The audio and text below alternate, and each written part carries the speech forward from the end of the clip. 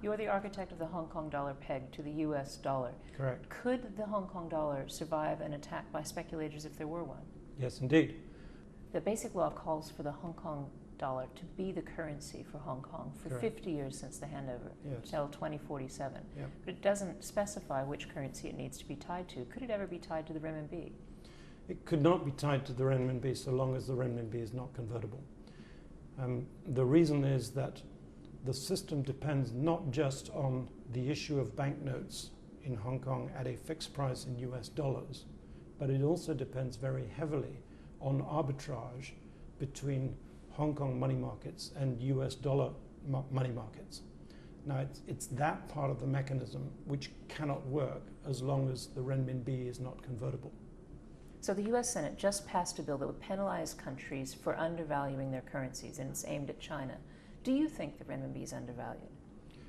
Yes, I do, but the extent of the undervaluation is very hard to determine.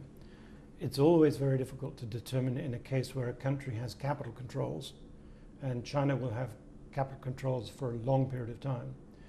And secondly, the evidence from both the current account and the capital account is that China is generating very large surpluses. So both those two things suggest that there's undervaluation.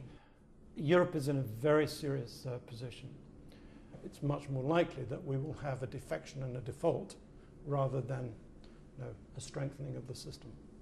And therefore my prediction is that the current solution, the current status quo won't hold, that fiscal union is not going to be adopted. Therefore, in 2 to 3 years' time, I would expect Greece to exit and default. Europe seems to be in no rush to solve this problem. Will it act in time?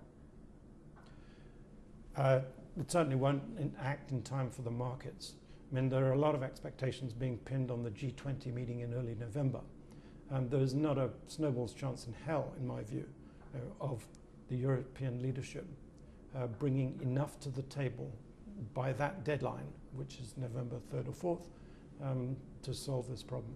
And in any case, I think they would tend to go the wrong way. They will go towards fiscal union rather, or expansion of the EFSF. But as I say, neither of those two solutions solve the underlying competitiveness problem. Do you think it will take a crisis to have a resolution to the euro crisis? Yes.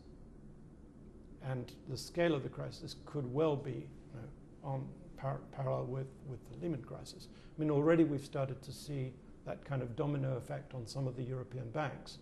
And the longer the bailouts continue, the greater the obligations and the greater the potential losses.